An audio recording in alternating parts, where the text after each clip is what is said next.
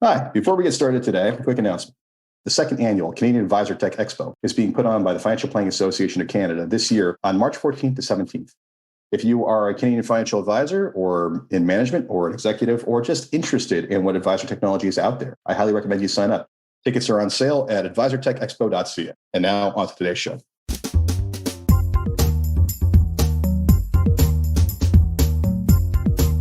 Hello and welcome to Fintech Impact. I'm your host, Jason Pereira. Today on the show, I have Ehsan Shariati, CEO and co-founder of Functionland. Functionland is a distributed storage platform that allows you to store data on the blockchain, but utilizing your own dedicated hardware. And with that, here's my interview with Ehasan. Ehsan, how you doing? Oh, pretty good. Thank you, Jason, for having me. So, Ehsan Shariati of Functionland, tell us about Functionland. So, at Functionland, what we are creating is essentially a decentralized Google Cloud. Basically these cloud providers that we are getting services from, like storage, backups, computation power, like running AI algorithms on their servers. They are the gatekeepers, the one point of failure in the ecosystem. And they have the power to change the terms, change the pricing, and increase it whenever they want to their benefit. So we are decentralizing that infrastructure so that everyone become a provider to others, and we all can basically provide services to each other. Then there is no one point of failure, no one authority who can control the service. So talk to me about the foundation of Functionland and where did the idea come from?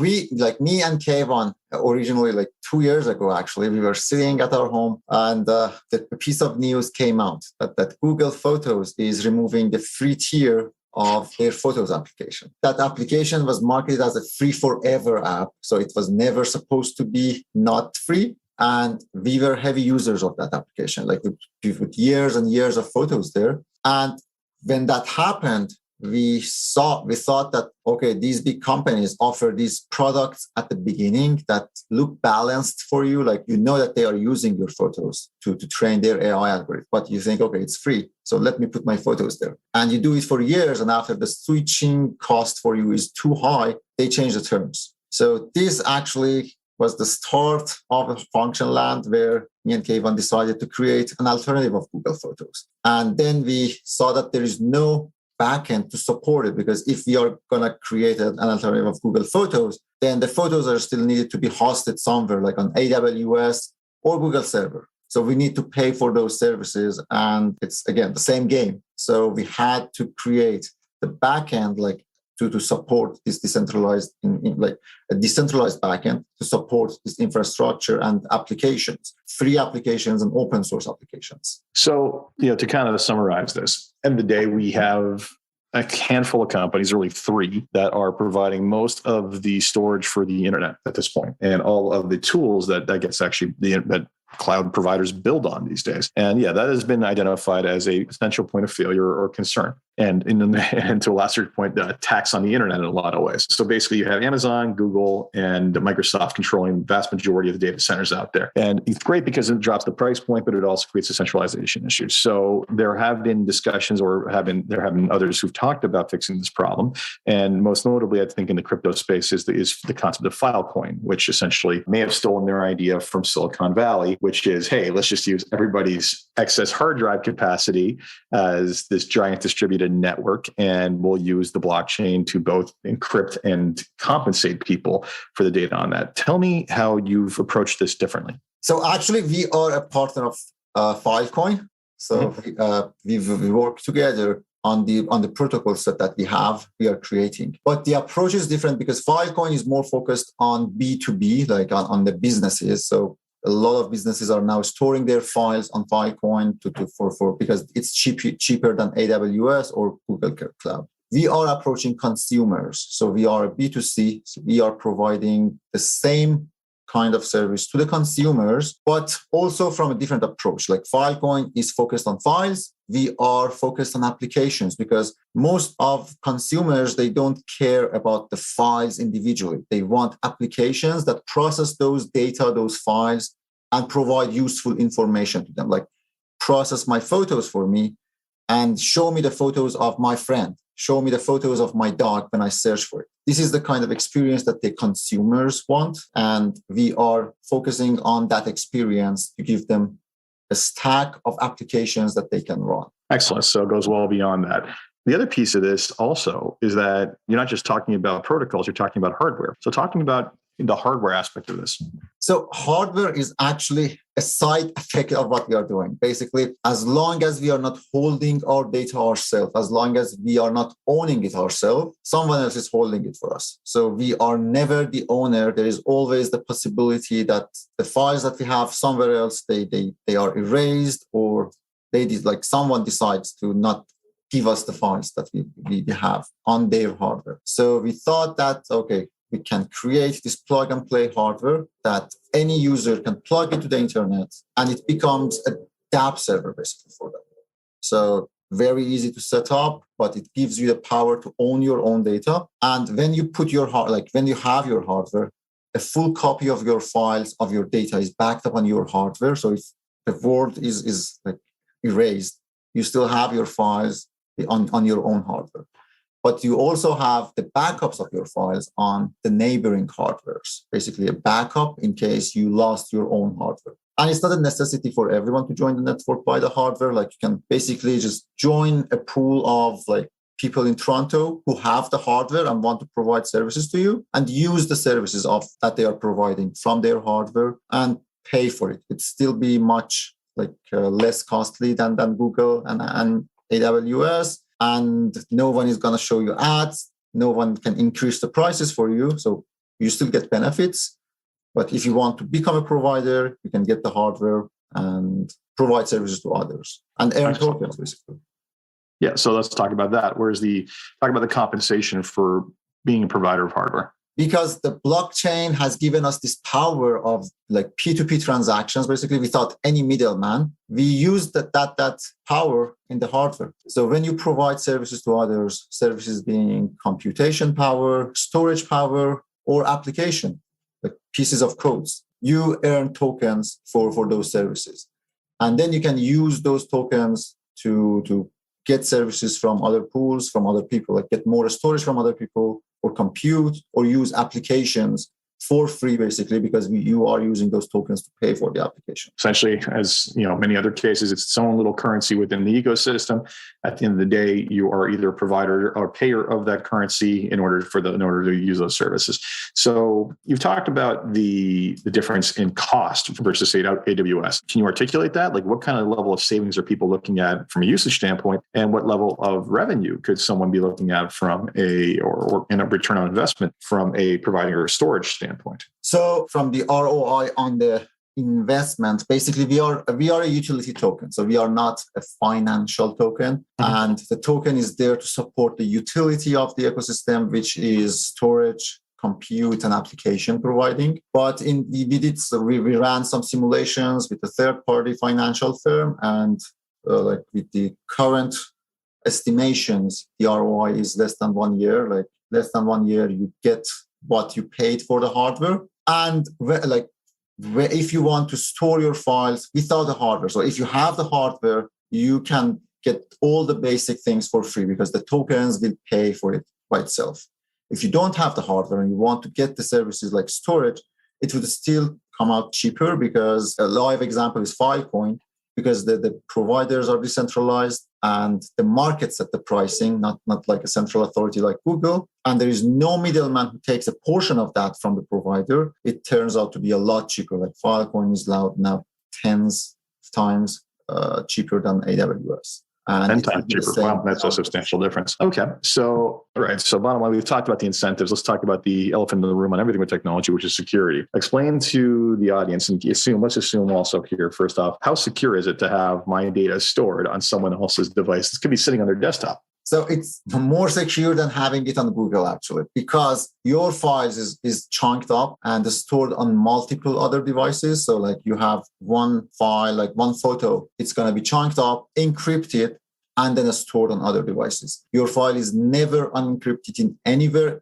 even on your own box. So if someone comes to your home and steal your box, they still don't have access to your files. It's all encrypted. The only place that the file gets unencrypted is on your client, on your phone when you are watching it. And we know that it's not the case in a lot of these central providers, like in a lot of these central like servers. An admin has access to the keys and they can go and see your data with a few clicks. And this has happened before, like a lot of news that we have seen is actually an outcome of that. But in our system, there is no central key. You are the owner of your keys and no one else can access your files or decrypt it except you. Excellent. So no one is using my files for any kind of deep learning or anything of the sort. Fair enough. So we address the security issue. Let's talk about the entire fragmentation of the data. So talk to me about how that works for the layperson to understand. Okay, so by fragmentation, can you elaborate? You mean breaking, like as you said, broken up into pieces? Oh, got it. Okay. So because in a decentralized solution, we don't, if I have a large file, let's say I have a 1 terabyte video, there might be no other one device that can support this 1 terabyte for me. So we need to chunk it up. We chunk it up in fixed chunks, like 256 kilobytes. And we then distribute these files to different boxes. We encrypt it, we chunked it, we re-encrypt it, and distribute it to other boxes. Then you have this encryption key like that is created for that specific file, and you have it. So it's basically stored on your device, on your client device. And we create that encryption key from the signature of a decentralized wallet. So basically that your decentralized wallet is responsible for keeping that key. Like if you use MetaMask, it will be MetaMask. If you use like Trust Wallet, it would be Trust Wallet. So we connect to your wallet signs the request, encrypt the file. We encrypt the file with that signature, send it for backup. So bottom line is, we sum this all up. You can basically, if you choose to, buy a hardware device to sit somewhere in your house that will function as storage for both you and everyone on the network. People will utilize the network to basically build applications, store documents, whatever else it is, and they will be stored locally on both your device, but also on countless other devices. And you will be compensated with the token, with the utility token, which then again allows you to access and utilize that. So really what we're talking about here, it's a B2B play, but it's more of I think it's a B2B play for people who have tremendous amounts of storage need, or people who also, or developers for that matter. Is that a fair approximation? That's true, yeah. And even like for a lot of businesses, this can eliminate a lot of barriers for them. Like there are some retail stores, like the company that I worked for, before I was working for L'Oreal, I was in retail for many years. And these retail companies, the customers' data are a liability for them. Like they have to be very careful for it.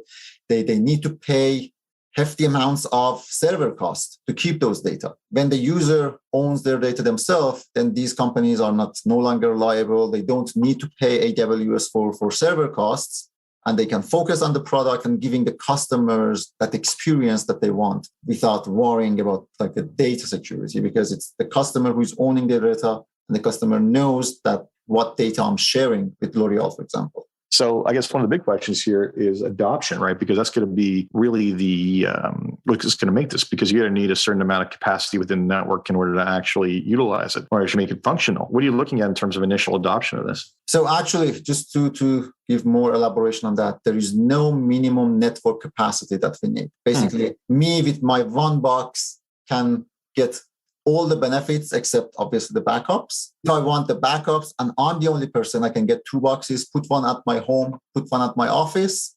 I get 2 backups. If I lose the box at home, I still have it at the office. So there is really no minimum.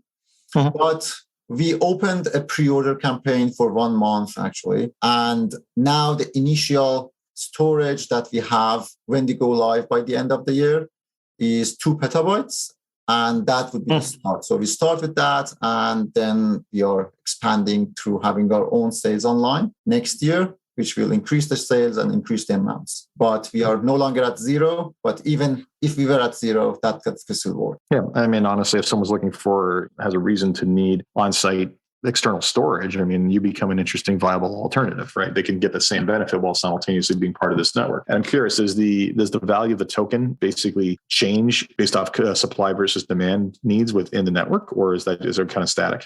Yes, it changes, but because we are a fixed cap tokens. So we don't issue tokens anymore. That's like a fixed amount of tokens. And we are like many projects, we anticipate that the open markets, like the demand and supply, that set the pricing and that balances out everything. So yeah, exactly right. If there's not enough storage or not enough capacity, then basically the cost of the token increases, which basically incentivizes people to invest in it and reduces their payback period, and then vice versa. If there's too much, basically it makes it even more attractive for people to develop on. Interesting. So is this basically kind of the end state vision that you see for it, or do you see this what do you see this developing beyond what you've done? So the vision that we had was actually to create a platform that monetizes open source. So that's the underlying thinking that we have. We want people to be able to create like creations, anything like application, video.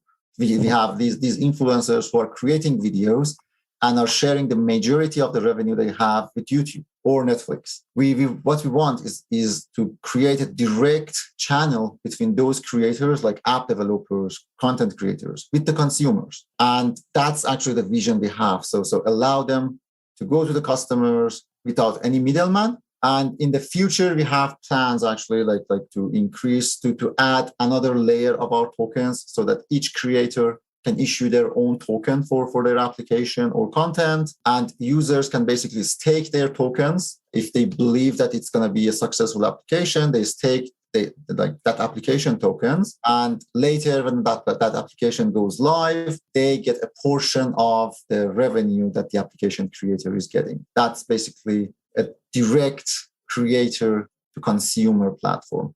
Interesting. So bottom line is you're able to support it in its infancy before it goes live, and then simultaneously benefit from its launch. Interesting. So yes, small box sitting on someone's desk taking on AWS. I like the David versus Goliath. Look at this. So okay, before we wrap up, there's 3 questions I like to ask everybody, and the first one is basically, if you had one wish for something you could change in your company or the industry as a whole, what would it be? Well, that would probably be less. Yeah, that would be more openness actually to the hardware element, because in where we are, like blockchain industry and crypto, there is a lot of focus right now on the software, like NFTs, like things that are hot right now. And there is less attention being paid, like less attention has been paid to the infrastructure of it, like the what needs to support that decentralized ideals that Web3 came. So there is still not that much openness to a hardware element or the underlying protocol that need to support those cool things like NFTs. And that would probably be something that I think it will change very soon. And I hope it will change sooner. Second question I have for you is what's been the biggest challenge in getting the company to where it is today? The biggest challenge is actually the hardware. So because right now, this year, actually, we have the chip shortage, and it's very hard to get some parts of the hardware, like the compute module, proved to be very hard. We secured it for the initial batch, but that was the challenge we had, like securing the parts for the hardware. Also to the investors, proving that the hardware element is not that scary, because a lot of investors think of it as a beast, and that has been a challenge. So the hardware part, I would say. Yeah, no kidding. Hardware is hard in development. Let's just put it that way. They named it for physicality, but also for challenge. And the last question I have for you is, what excites you the most about what it is you're working on and keeps you getting up in the morning to keep on fighting the good fight of entrepreneurship? Well, the most interesting thing is I have been a developer for 15 years. And the vision that we have, that to monetize open source, that's something I know that it's very, very interesting for a lot of developers, for most developers actually that I know, and enabling developers to monetize their creation without a middleman, enabling content creators to monetize their creation without a middleman. That's a challenging but interesting thing that I enjoy a lot. Like when I think about the end result of what we are creating and the world with like everyone having these boxes, providing the services to others, getting services from others without the middleman of these central servers. That's what excites me the most. Like a world without middleman, people who are creators, people who are consumers, and you can essentially enter into the world of providing services to others with just one simple device. Excellent. Well, thank you very much for your time today. I very much appreciate it. Thank you, Jason, for having me. So that was Ehsan Shariati of Functionland. I hope you enjoyed this episode. And if you did, please take the time to leave a review on Apple Podcasts, SoundCloud, Stitcher, Spotify, or wherever is your podcast. And until next time, take care.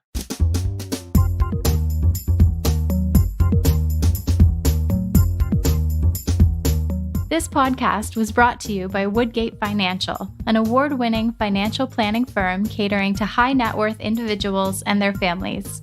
To learn more, go to woodgate.com. You can subscribe to this podcast on iTunes, Stitcher, and Google Play, or find more episodes at jasonpereira.ca.